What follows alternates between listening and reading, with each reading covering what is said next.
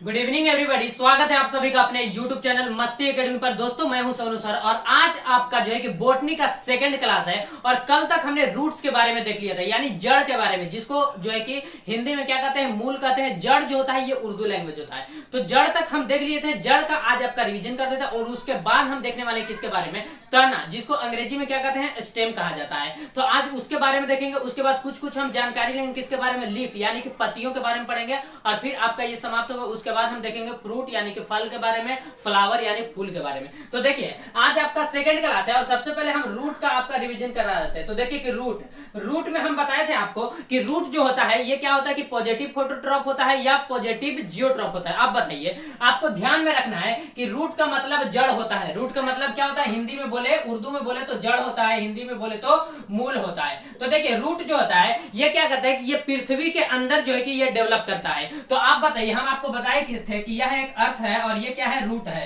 तो रूट आप किसको मानेंगे, आप कहेंगे कि आलू जो है ये तना है। तो कैसे है इसके बारे में समझेंगे। अदरक कैसे, अदरक जड़ है। कैसे जड़ है, जो है कि मूली, गाजर, बैगन, ये सब क्या क्या चीजें, टमाटर, ये सब की चीजों के बारे में हम बात करेंगे। एकदम बेसिक से अच्छा से समझेंगे। तो देखिए रूट जो आप समझ रहे हैं कि रूट जो होता है, आपसे सवाल पूछा जाएगा कि ये पॉजिटिव जो होता है जियोट्रॉप होता है। ये पॉजिटिव जियोट्रॉप क्यों होता है ये आपको बताते हैं। उसके बाद ये निगेटिव फोटोट्रॉप क्यों होता है इसके बारे में समझिए। सबसे पहले फोटोट्रॉप, देखिए ये जो होता है आपको समझना है। हम बताएं आपको कि साइंस की भाषा में हाँ का मतलब पॉजिटिव, हाँ का मतलब क्या होता है, पॉजिटिव, और ना का मतलब निगेटिव। ना का मतलब क्या याद रखना है, निगेटिव याद रखना है। ये आप नोट करके लिख लेंगे। कल भी हम बताए थे कि अगर साइंस की भाषा में हाँ बोला जाए यानी कि मेरे पास पैसा है, यानी कि पॉजिटिव धन है आपके पास, मेरे पास पैसा नहीं है यानी कि निगेटिव धन है। ये याद आपको याद रखना है अगर साइंस की भाषा में बोल रहे हैं तो देखिए जो चीज पृथ्वी के अंदर अगर डेवलप करता है, जो चीज पृथ्वी के अंदर अगर डेवलप कर रहा है यानी कि ग्रोथ कर रहा है, उसको हम जियो, देखिए जियो का मतलब होता है भू। जियो का मतलब क्या होता है, भू।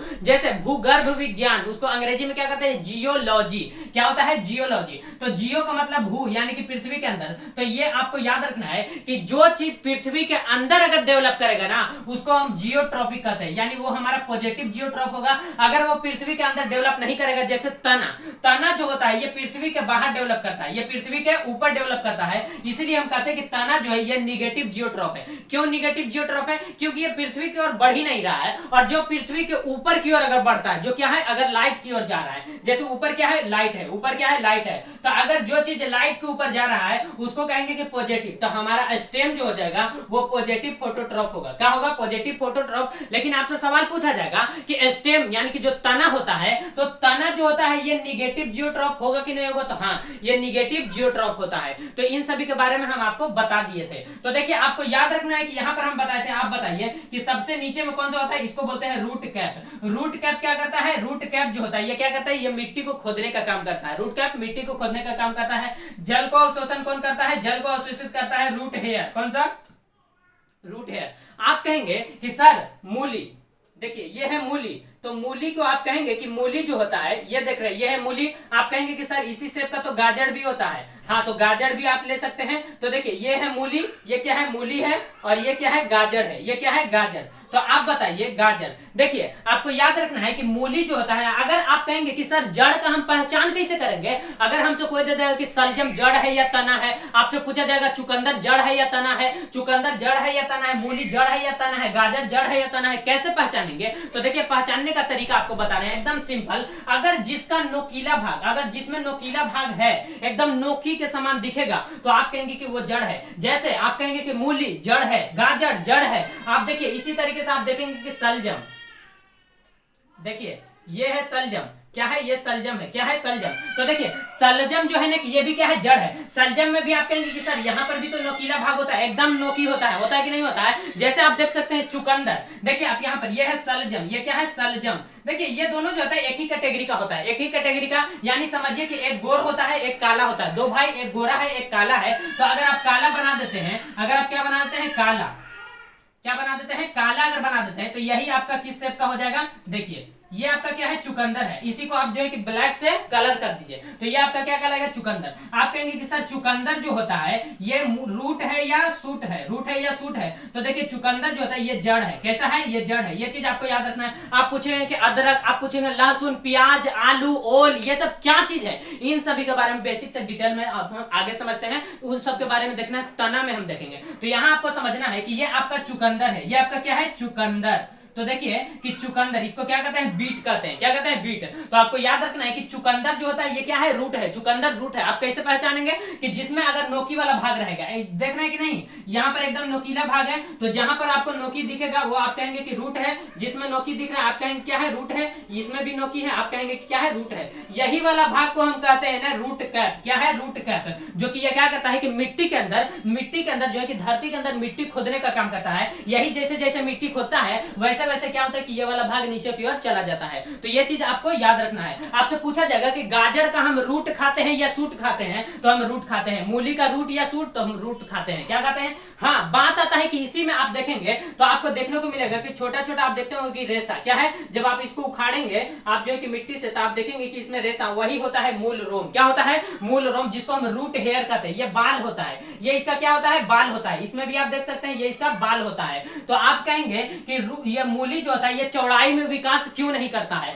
गाजर चौड़ाई में विकास क्यों नहीं करता है? क्यों नहीं करता है? क्योंकि इसमें नोड और इंटरनोड नहीं पाए जाते हैं। इसमें आप लिखेंगे कि नोड और इंटरनोड। देखिए नोड और इंटरनोड, इसका मतलब होता है इंटरनोड नहीं पाए जाते हैं। देखिए नोड का मतलब हिंदी में बोले तो पार्श्व होता है, और इंटरनोड का मतलब आप बोला जाएगा कि जहां पर जैसे आप देखते होंगे कि छेद, जहां पर से कोई भाग निकलने वाला रहता है वहां पर हम क्या कहते हैं, नोड और इंटरनोड। जैसे क्या होता है कि एक ये ब्रांच है और इस ब्रांच से सब ब्रांच निकल जाता है। क्या ब्रांच निकल जाता है, सब ब्रांच निकल जाता है। इसी को हम क्या कहते हैं, या जो जहां से निकला है उसको कहते हैं इंटरनोड। कहां से निकला है, इंटरनोड। तो जहां पर होल था, तो ये आपको याद रखना है कि ये रूट हेयर है, और रूट हेयर क्या करता है कि ये पानी ले लेता है, और पानी लेकर के आप कहेंगे कि ऊपर की ओर पहुंचाएगा कौन? क्योंकि आप देखते होंगे कि पत्ती जो होता है, पत्ती, जैसे ये मूली का जो पत्ती देखते होंगे, ये पत्ती का होता है कि ऊपर होता है, लेकिन ये सारा भाग जो होता है ये पृथ्वी के अंदर होता है। तो इसीलिए इसको क्या कहते हैं, जियोट्रॉपिक होता है, ये फोटोट्रॉपिक नहीं होता है, और ये भाग ऊपर होता है। तो आप कहेंगे कि पत्ती हरा रहने के लिए जब ये फोटोसिंथेसिस करेगा, प्रकाश संश्लेषण, जब ये अपना भोजन बनाएगा, तो भोजन बनाने के लिए इसको पानी चाहिए। तो पानी ये क्या करता है कि ये रूट हेयर, आपको याद रखना है कि पानी जो भी खींचता है, यदि हम धरती में पानी देते हैं तो पानी कौन खींचता है, रूट हेयर, और रूट हेयर पानी को ले लेता है। लेकिन आप कहेंगे कि पत्ती जो यहाँ पर देख रहे हैं, इस पत्ती तक पानी पहुंचाएगा कौन? तो ये रूट प्रेशर एक होता है। क्या होता है, रूट प्रेशर। हम आपको बता दिए हैं, आरपी आप याद रखिए, रूट प्रेशर। रूट प्रेशर जो होता है ना कि ये प्रेशर से एकदम मारता है, ऊपर पानी चला जाता है। और कभी कभी आप देखते होंगे कि यही रूट प्रेशर बहुत तेज से होता है ना कि पानी को ऊपर फेंकता है, जिसकी वजह से आप देखते होंगे कि पत्तियों के ऊपर जो है कि पानी आ जाता है। आता है कि नहीं? तो आप समझिएगा कि रूट प्रेशर कभी तेज स्पीड में पानी दे दिया जिसकी वजह से ऊपर आ जाता है। तो ये था आपका रूट। और रूट का हम टाइप आपको बता दिए थे कि रूट दो प्रकार का, कितने प्रकार का होता है? एक होता है मूसला जड़, जिसको टैप रूट कहते हैं, और दूसरा होता है एडवेंटिजियस रूट, जिसको हम क्या कहते हैं, अपस्थलिक जड़ कहते हैं। आपको याद रखना है कि मूसला जड़ जो होता है एकदम सिंपल होता है, उसको काट देने से पेड़ सूख जाएगा और गिर जाएगा। दूसरी बात एडवेंटिजियस रूट, जिसको हम क्या कहते हैं, अपस्थलिक जड़। अगर आप उसको काटेंगे तो उसको काटने से क्या होता है कि पेड़ पर कोई ज्यादा इफेक्ट पड़ने वाला नहीं है। वो क्या करता है कि एक्स्ट्रा सुरक्षा के लिए गॉड ने उसको दिया है एडवेंटिजियस रूट, एक्स्ट्रा सुरक्षा के लिए। जैसे आप देखते होंगे कि गन्ना को एडवेंटिजियस रूट होता है। आप कहेंगे कि मक्का में भी एडवेंटिजियस रूट। मनी प्लांट में भी अधिपाद जो होता है कि आर्किड का पौधा होता है, उसमें भी आपको मिलेगा, क्या मिलेगा, उसमें भी आपको मिलेगा एडवेंटिजियस रूट। उसके बाद आप कहेंगे कि अमर बेल का जो पौधा होता है वो भी एडवेंटिजियस रूट है। उसके बाद आप कहेंगे कि पानी वाला जो सिंघाड़ा होता है उसमें भी एडवेंटिजियस रूट होता है। तो देखिए सबसे पहले हम आपको बताए थे स्तंभ मूल, जिसको अंग्रेजी में प्रॉप रूट कहते हैं। उसके बाद एकदम स्तंभ पिलर के समान दिखता है। उसके बाद हम आपको बताए थे, क्या बताए थे, प्रॉप रूट, स्टिल्ट रूट, जिसको हम क्या कहते हैं, एक ये तिरछा होता है। जैसे आप देखेंगे किसमें हम आपको दिखाए थे, मक्का हो जाता है, उसमें तिरछा आपको देखने को मिलेगा। जैसे आप कहेंगे कि ये जब हम गन्ना बताए थे, आपको फिगर भी दिखाए थे, तो गन्ना में भी आपको क्या मिलेगा देखने को, गन्ना में भी आपको स्टिल्ट रूट देखने को मिलेगा। क्या मिलेगा, स्टिल्ट रूट। उसके बाद बताए थे आरोही मूल, जिसको हम क्लाइंबिंग रूट कहते हैं, जैसे मनी प्लांट। उसके बाद हम आपको बताए थे आर्किड का पौधा, जैसे उसका एग्जांपल था अधिपाद मूल। वो क्या होता है कि एक दूसरे पेड़ पर हो जाता है, यानी कि छोटा सा पेड़, वो क्या करता है, कहता है कि ना ही हम आपसे भोजन लेंगे और ना ही हम आपसे जल लेंगे। हम जो है कि हम जल ले लेंगे, किसके द्वारा, जल ले लेंगे किसके द्वारा, उसमें एक बेलामेन टिश्यू पाया जाता है, वो उसी से जल का निर्माण कर लेता है। लेकिन फोटोसिंथेसिस क्या कर लेता है, वो हरा होने के कारण कर लेता है। तो यहां तक हम आपको बता दिए थे। अब हम बढ़ते हैं, अब आप हेडिंग देंगे, स्टार देकर के लिखेंगे तना, और ब्रैकेट में लिखेंगे स्टेम अंग्रेजी में। चलिए इसको मिटा दूं, बढ़ते हैं आगे। तना के बारे में देखेंगे।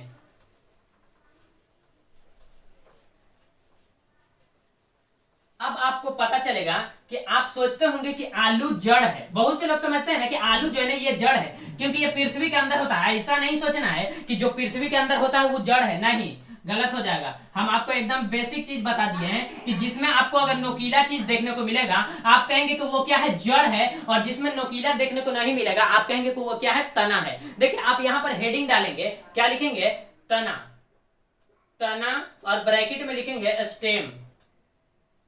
क्या है, स्टेम।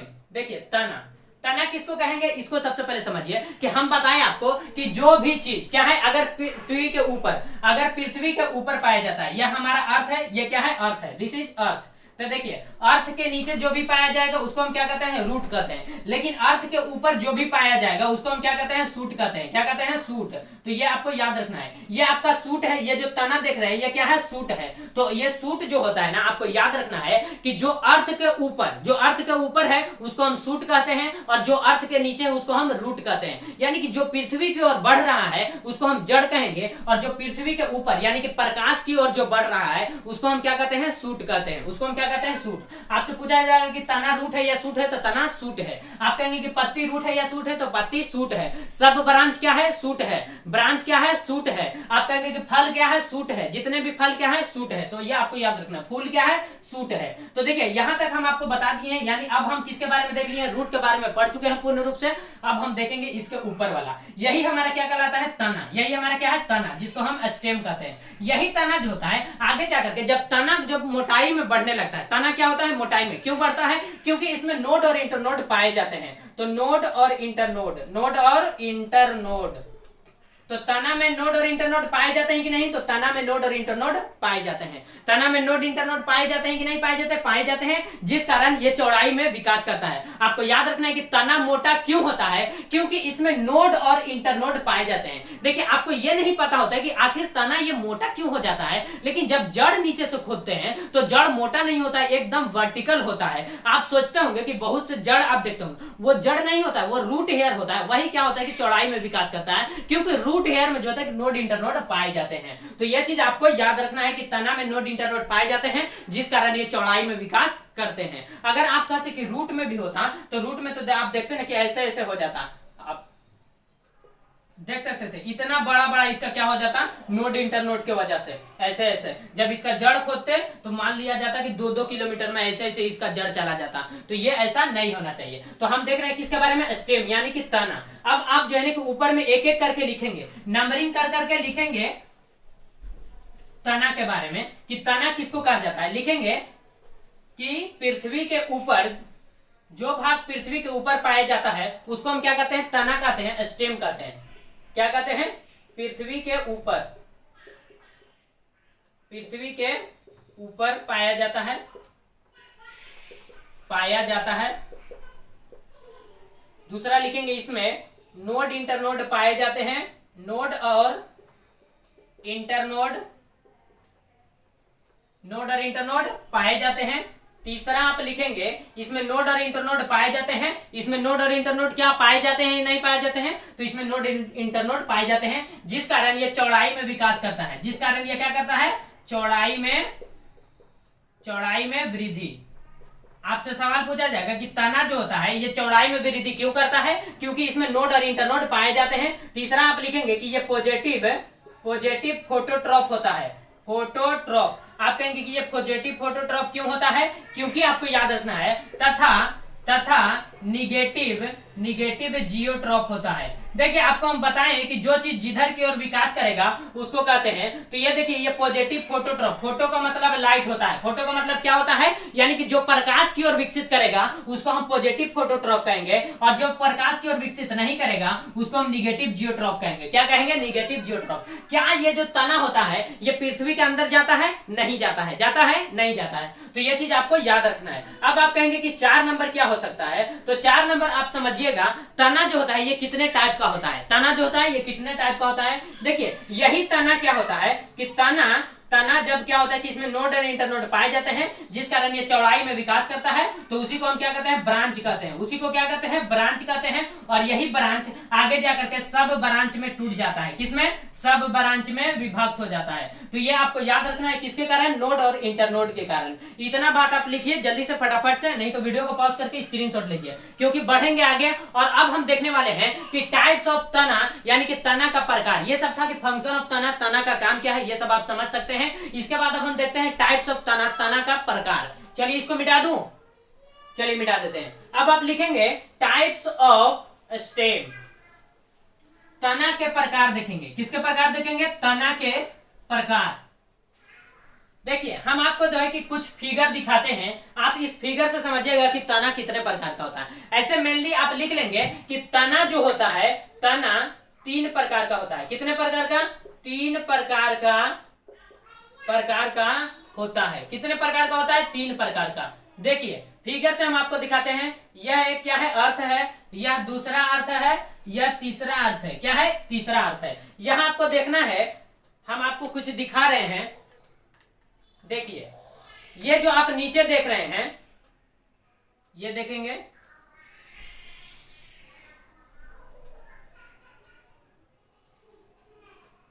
ये हो गया। चलिए एकदम ध्यान से देखेंगे, ये वाला जो भाग आप देख रहे हैं,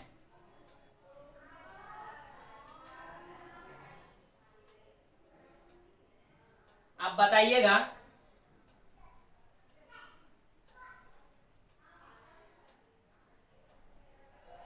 हम आपको कुछ फिगर दिखा रहे हैं, इस फिगर से ही आपको समझ में आ जाएगा कि तना कितने प्रकार का होता है।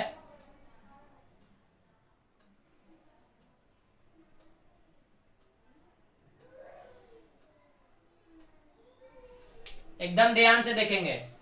कैसे देखना है, दिख रहा है कि नहीं, दिख रहा है।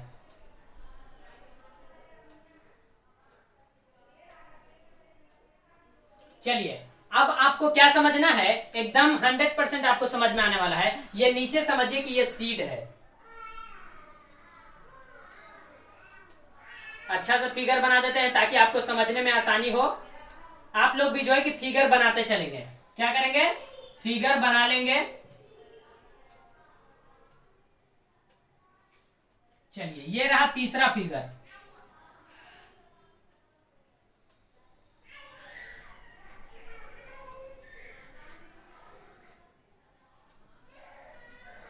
चलिए ध्यान से आप देखेंगे। अब आपसे सवाल पूछा जाएगा कि इसमें जो है कि ये कौन सा तना है। तना जो होता है 3 प्रकार का होता है। एक होता है वायवीय तना, एक होता है वायवीय तना, दूसरा होता है अर्धवायवीय तना, और तीसरा होता है भूमिगत तना। क्या होता है, भूमिगत तना। तो ये आपका है वायवीय तना। वायवीय तना, अंग्रेजी में इसको क्या कहेंगे, एरियल स्टेम। इसको कहते हैं अर्धवायवीय तना, अर्धवायवीय तना। और ये होता है अंडरग्राउंड स्टेम, जिसको भूमिगत तना कहते हैं। क्या कहेंगे, भूमिगत तना। देखिए ध्यान से आप देखेंगे, ये हम आपको 3 तरह का तना दिखा रहे हैं। कितने तरह का, 3 तरह का तना है। ये है वायवीय तना, दूसरा अर्धवायवीय तना, तीसरा है भूमिगत तना। क्या है, वायवीय तना, अर्धवायवीय तना और भूमिगत तना। अब हम आपको कुछ एग्जांपल देते हैं। जैसे ऊपर में हम एग्जांपल देंगे और आपको खुद बताना है कि ये कहां होगा। तो देखिए आपसे पूछा जाएगा कि नीम, जैसे नीम का पेड़ हो गया, शीशम का पेड़ हो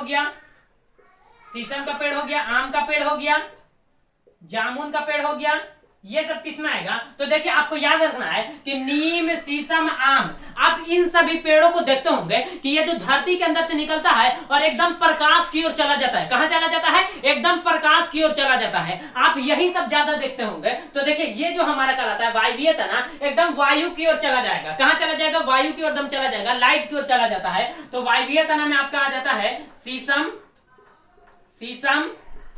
आम, नीम, लिप्टस,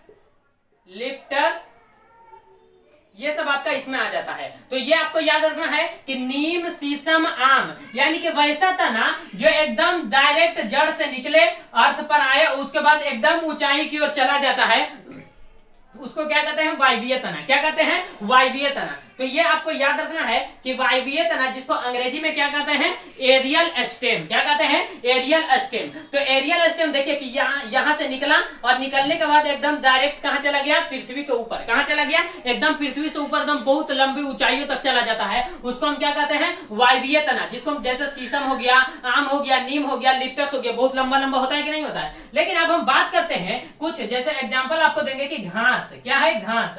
देखिए घास जो होता है ना, ये घास जो होता है, आप कहेंगे कि सर ये वाला भाग तो एकदम ऊपर चला जाता है, जिसको हम वायवीय तना कहते हैं। लेकिन घास जो होता है ना, ये आपका घास जो होता है कि इसका जो कुछ भाग निकलता है ये पृथ्वी के अंदर रहता है और कुछ भाग पृथ्वी के ऊपर रहता है। यानी कि जब घास निकलता है उसका आधा भाग, ये जो आप देख रहे हैं आधा भाग, ये पृथ्वी के अंदर रहता है और ये आधा भाग पृथ्वी के ऊपर रहता है। लेकिन अगर आप कहेंगे कि सर इसको अगर हम काट देंगे, तो पेड़ सूख जाएगा। लेकिन आप कहेंगे कि सर इसको अगर हम काटते हैं तो ये सूखता नहीं है। क्यों नहीं सूखता है, कि घास को काट देने पर फिर घास क्यों निकल जाता है, क्योंकि इस घास का आधा भाग जमीन के अंदर होता है और आधा भाग जमीन के ऊपर होता है। इसीलिए जब हम घास को काट देते हैं, या घास को जब गाय भैंस बकरी जो होते हैं कि इन सब चर जाता है, तो भी घास का विकसित हो जाता है, तो भी घास निकल जाता है। लेकिन जो घास गढ़ने वाले लोग होते हैं वे क्या करते हैं कि जब घास गढ़ते हैं ना, तो यहीं से गढ़ देते हैं। कहां से, यहां से एकदम गढ़ देते हैं, जिसके वजह से घास का निकलना बंद हो जाता है। तो यह चीज आपको याद रखना है। अब हम देखते हैं तीसरा। तो इसमें आप एग्जांपल में लिखेंगे कि घास, क्या लिखेंगे, घास। तो घास आपका कैसा होता है, अर्धवायवीय तना होता है। इसका आधा भाग जमीन के अंदर होता है और आधा भाग जमीन के ऊपर होता है। इसीलिए अगर इसको जो है कि गाय भैंस बैल बकरी अगर चर जाती है तो भी इस घास का निर्माण हो जाता है फिर से। अब हम आगे बढ़ते हैं और तीसरा आपका है भूमिगत तना। आप कहेंगे कि सर भूमिगत तना में कौन कौन सा आ सकता है, जैसे आप कहेंगे कि आलू, क्या है, आलू आपका भूमिगत तना है। आप कहेंगे कि ओल भी भूमिगत तना है। प्याज भी भूमिगत तना है। लहसुन भी भूमिगत तना है। उसके बाद आप कहेंगे कि आलू, प्याज, लहसुन, ओल, ये सब तो भूमिगत तना। उसके बाद आप कहेंगे कि आदि, क्या है, आदि, जिसको अदरक कहते हैं। उसके बाद आप कहेंगे आदि, उसके बाद आप कहेंगे कि हल्दी, क्या है, हल्दी। देखिए ये सब जो चीजें आती है ये सब किसमें आता है, भूमिगत तना। भूमिगत तना आप देखेंगे कि आदि जो होता है जमीन के अंदर होता है, हल्दी जमीन के अंदर होता है, आलू जमीन के अंदर होता है, ओल जमीन के अंदर होता है, प्याज जमीन के अंदर, लहसुन जमीन के अंदर। अब हम इन सब चीजों के बारे में समझते हैं कि आप कैसे कहते होंगे कि आलू तना है, प्याज तना है, लहसुन तना है। लहसुन का गंध किसके कारण आता है, आप प्याज छीलते होंगे तो आपके आंख से आंसू क्यों निकलता है, लहसुन क्यों महकता है, इसके बारे में सीखेंगे। आलू आप देखते होंगे तो आलू का कभी कभी रंग देखते होंगे कि हरा होता होगा, राउंड शेप पाया जाता है। कभी कभी आप आलू देखते होंगे कि काला हो जाता है, क्यों हो जाता है, इसके बारे में समझते हैं। ओल के बारे में समझते हैं और हल्दी के बारे में समझते हैं, आदि के बारे में समझते हैं एकदम डिटेल से। तो देखिए आपको यह याद रखना है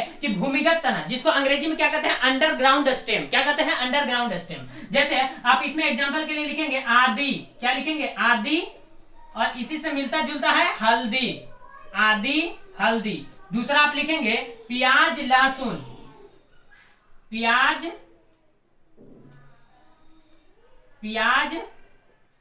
लहसुन। दिख रहा है कि नहीं आपको,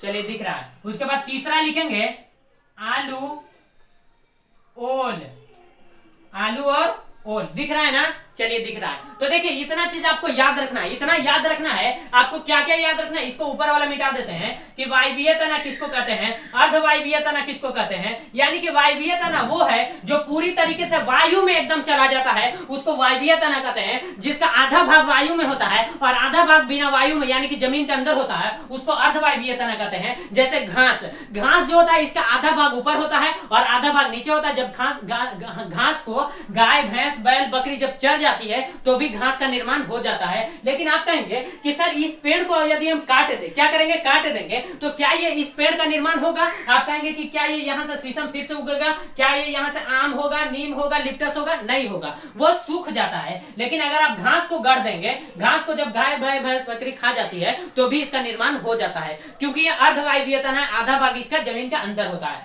अब हम तीसरा बात करते हैं और तीसरा हमारा है भूमिगत तना। क्या है भूमिगत तना, इसमें एग्जांपल ले सकते हैं आदि, हल्दी, प्याज, लहसुन, आलू, ओल। इन सभी के बारे में एकदम डिटेल से समझते हैं। तो देखिए इन सभी को क्या होता है, देखिए आलू जब निकलता है तो ये क्या होता है कि निकलने के लिए ऊपर आता है। क्या होता है, निकलने के लिए ऊपर आता है।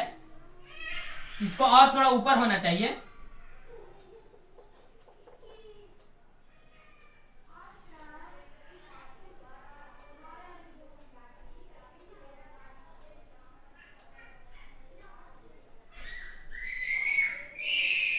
चलिए अब आपको ध्यान से समझना है।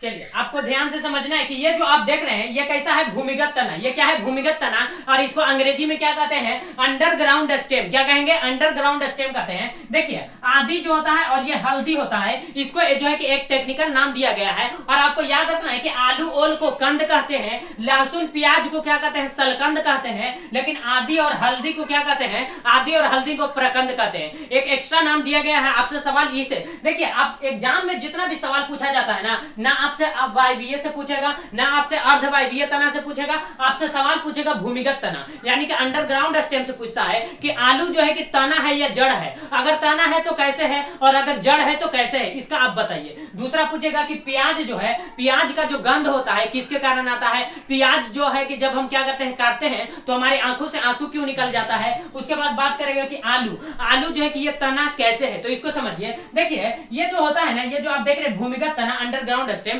ये रियल में जो है ना कि ये पृथ्वी के बाहर आता है, ये वायु में आता है, लेकिन आने के बाद ये क्या करता है कि फिर से वापस जो है ना कि ये पृथ्वी के अंदर चला जाता है। क्यों, इसमें जो होता है ना कि एक ही फल लगता है। जैसे आप देखेंगे कि अदरक, अदरक में एक ही फल लगता है। आप कहेंगे कि हल्दी, हल्दी में भी एक ही फल लगता है। लेकिन आप जानते होंगे कि जितने भी अंडरग्राउंड स्टेम होते हैं इसमें नोड और इंटरनोड पाए जाते हैं। क्या पाए जाते हैं, नोड और इंटरनोड। और जिस कारण ये क्या करता है कि चौड़ाई में वृद्धि। हम आपको बताए हैं कि जिसमें भी अगर वो रूट है, अगर वो सूट है, जिसमें भी अगर नोड और इंटरनोड पाए जाएंगे वो चौड़ाई में विकास कर देंगे। क्या करेंगे, चौड़ाई में विकास। किसी किसी आप आदमी को भी देखते होंगे कि बहुत ज्यादा मोटा हो जाता है। बहुत ज्यादा मोटा हो जाना आप समझिए ना कि उसमें भी नोड और इंटरनोड है, नोड और इंटरनोड के जैसे, यानी कि उसमें बहुत ज्यादा नोड इंटरनोड है जिसकी वजह से बहुत ज्यादा वो चौड़ाई में विकास कर रहा है। तो ये आपको याद रखना है। अगर कोई लंबाई में विकास कर रहा है यानी कि उसमें नोड और इंटरनोड नहीं है, यानी वो फोटोट्रॉप लाइट की ओर जा रहा है, तो ये चीज आपको याद रखना है। तो भूमिगत तना में आपका आदि आता है, लहसुन आता है, प्याज आता है, लहसुन आता है,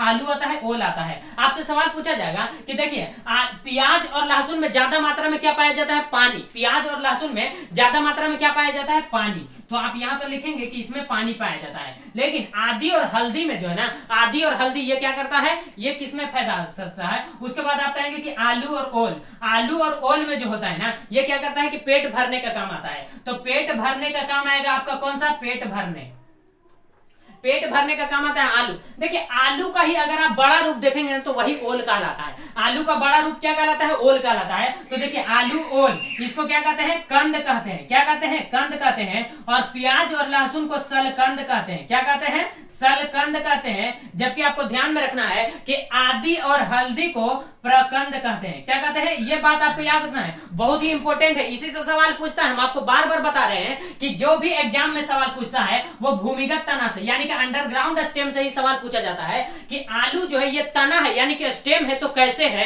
प्याज स्टेम है तो कैसे है। आपको हम बता रहे हैं कि इसमें एक ही फल लगता है, जिस कारण ये क्या करता है कि ये वायवीय तना होता है, लेकिन आने के बाद ये फिर से एक ही फल होने के कारण ये फिर से वापस से पृथ्वी के अंदर चला जाता है। क्योंकि आप बताइए अगर एक ही फल लग रहा है और कोई जानवर आएगा उसको चढ़ जाएगा तो आप बताइए कि उसका समाप्त हो जाएगा कि नहीं। तो इसी कारण ये अपने फल को बचाने के लिए, पहला ये क्या करता है, अपने फल को बचाने के लिए ये पृथ्वी के अंदर चला जाता है। और दूसरा कि इसमें नोड और इंटरनोड पाए जाते हैं जिस कारण ये चौड़ाई में विकास करते हैं। आप देखते होंगे कि अदरक, अदरक जो होता है ये बाहर की ओर निकलता है और ये वापस अंदर चला जाता है, लेकिन इसका पत्तियां, पत्तियां आप देखेंगे कि ये बाहर की ओर ही रहता है। आप कहेंगे कि पत्ती को अगर चढ़ जाएगा गाय भैंस बकरी तो फिर भी ये पत्ती फिर से वापस से निकल जाता है। क्योंकि आप देखिए कि अर्धवायवीय तना में क्या होता है कि अगर कोई भैंस जो है कि इसको इस घास को चढ़ जाता है तो भी जो है कि इस घास का निर्माण हो जाता है। तो आपको याद रखना है कि ये आपका कौन सा है, भूमिगत तना। देखिए आपसे सवाल पूछा जाएगा कि हल्दी में क्या पाया जाता है, तो आपको याद रखना है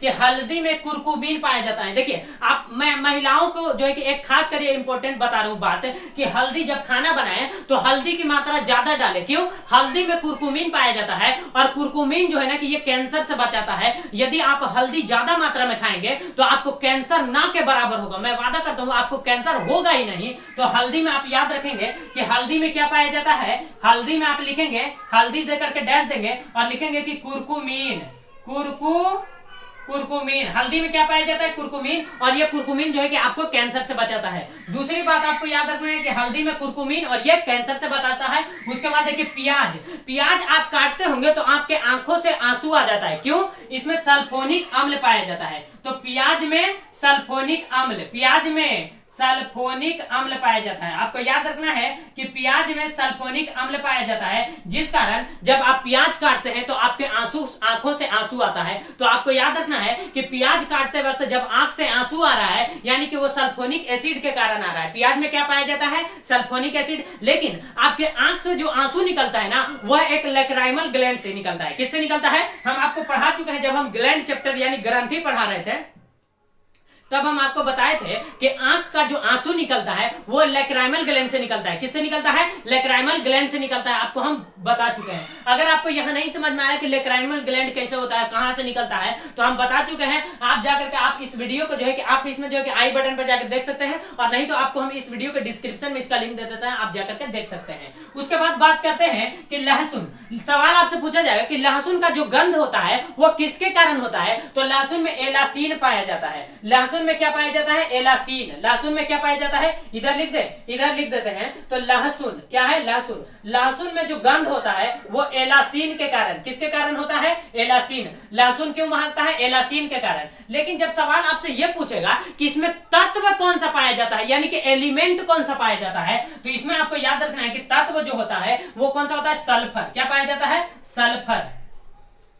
सल्फर। आपको याद रखना है कि लहसुन में अगर तत्व पूछेगा तो सल्फर, लेकिन अगर आपसे पूछा जाए कि लहसुन का जो महक होता है वो किसके कारण होता है? एलासीन के कारण। लेकिन उसमें तत्व कौन सा पाया जाता है? तो वो होता है सल्फर। क्या होता है? सल्फर। ये याद रखना है। उसके बाद हम बात करते हैं आलू। किसके बारे में? आलू। देखिए आलू जो होता है, आलू का जो हरा रंग होता है सोलेनिन के कारण। किसके कारण होता है? सोलेनिन। आप कभी जब आप आलू काटते होंगे, मैं महिलाओं को बता देता हूं ज्यादा के खास करके देखने के लिए, कि आलू जब काटे अगर उसमें रिंग रिंग बना हुआ रहे और वो ग्रीन ग्रीन शेप का हो और उसी में एक रेड रेड शेप का अगर बना रहे, वो एक डिजीज है। जब हम इसमें अब हम डिजीज के बारे में पढ़ाएंगे तब हम आपको बताएंगे कि आलू में कौन सा रोग होता है, खैरा रोग किस में होता है, धान में कौन सा रोग होता है, गेहूं में कौन सा रोग होता है, चावल में कौन सा रोग होता है, किस प्रकार के आलू को खाना चाहिए, किस प्रकार के फेंक देना चाहिए, अनार कैसा खाना चाहिए, कैसा फेंक देना चाहिए, इन सभी के बारे में बताएंगे। आपको डिजीज होने वाला है। तो आपको याद रखना है कि आलू का जो हरा रंग होता है वो सोलेनिन के कारण होता है। आलू का हरा रंग किसके कारण होता है? सोलेनिन के कारण होता है।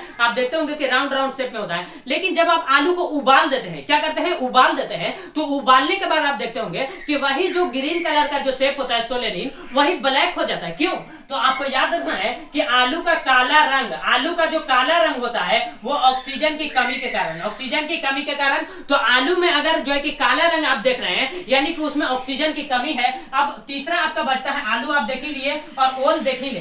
तो यही सब आपको याद रखना है। ज्यादातर आपको इसी सब सवाल पूछेगा, इसलिए आप जो है कि इसको ज्यादा इंपॉर्टेंट देंगे। क्या देंगे? इसको ज्यादा इंपॉर्टेंट देना है। तो आप रिवीजन कीजिए कि तना कितने प्रकार का होता है? तना 3 प्रकार का होता है। एक होता है वायवीय तना, दूसरा अर्धवायवीय तना, और तीसरा क्या होता है? तीसरा भूमिगत तना होता है। इसी को अंग्रेजी में बोलिए, इसको कहते हैं एरियल स्टेम, इसको कहते हैं सेमी एरियल स्टेम, और इसको कहते हैं अंडरग्राउंड स्टेम। क्या कहते हैं? अंडरग्राउंड स्टेम कहते हैं। एग्जांपल के लिए आपसे पूछा जाए कि शीशम जो है ये वायवीय तना है, ये अर्धवायवीय तना है, या भूमिगत तना है? तो शीशम हमारा क्या है? वायवीय तना, क्योंकि एकदम हचाक से जो कहां चला जाता है? वायु की ओर चला जाता है, एकदम ऊपर की ओर चला जाता है। आम क्या है? वायवीय तना है। नीम क्या है? वायवीय तना है। लिप्टस क्या है? वायवीय तना है। आप कहेंगे कि जामुन वायवीय तना है। शीशम, जितने भी आप देखेंगे पेड़, वो सब के सब जो आप देखते होंगे जितना भी पेड़, वो सब के सब क्या कहलाते हैं? वायवीय तना। लेकिन घास आपको एक याद रखना एक्सेप्शन में, कि घास जो है ये अर्धवायवीय तना है। कैसा है? अर्धवायवीय तना है। इसको अंग्रेजी में क्या कहते हैं? सेमी एरियल स्टेम कहते हैं। उसके बाद भूमिगत तना। भूमिगत तना में हम बताएं कि इसका जो है कि ये ऊपर की ओर निकलता है, लेकिन जो है कि इसमें एक ही फल लगने के कारण ये क्या करता है कि फिर से वापस की ओर अंदर चला जाता है। आप कहेंगे सर टमाटर किसमें आएगा? टमाटर आपका आ जाएगा वायवीय तना। टमाटर वायवीय तना। टमाटर किसमें आ जाएगा? वायवीय तना में आ जाएगा। तो भूमिगत तना, भूमिगत तना जिसको अंडरग्राउंड स्टेम कहते हैं। क्या कहते हैं? अंडरग्राउंड स्टेम कहते हैं। और ये आपको याद रखना है कि आदि और हल्दी, आदि और हल्दी आपको याद रखना है, इसको प्रकंद कहते हैं। प्याज और लहसुन को सलकंद कहते हैं, जबकि आपको याद रखना है कि आलू और ओल को कंद कहते हैं। आप बताइए, रिपीट कीजिए कि लहसुन में जो महक होता है वो किसके कारण होता है? एलासीन के कारण होता है, और उसमें सल्फर तत्व यानी एलिमेंट पाया जाता है। आलू का जो हरा रंग होता है वो सोलिनिन के कारण होता है। आपको जो है कि वैसा आलू नहीं खाना चाहिए जिसमें रिंग रिंग धब्बा बना हो। हम आपको बता देंगे जब हम डिजीज पढ़ाएंगे इसमें, यानी कि जब हम पादप में डिजीज पढ़ाएंगे तब हम आपको बताएंगे कि किस प्रकार का आलू खाना चाहिए, किस प्रकार का आलू नहीं खाना चाहिए। अब आपको तीसरा देखते हैं कि ये आलू का जो काला रंग होता है वो ऑक्सीजन के कारण, जब आप आलू को उबाल देंगे, जैसे आप जो है कि पानी पूरी वाले के पास जाते होंगे और जब आप पानी पूरी खाएंगे तो आपको देखते होंगे कि वहां पर जो पानी पूरी वाला जो आलू उबाल करके रखता है वो उसका जो ज्यादातर आप आलू देखेंगे उसका काला होता है। क्यों?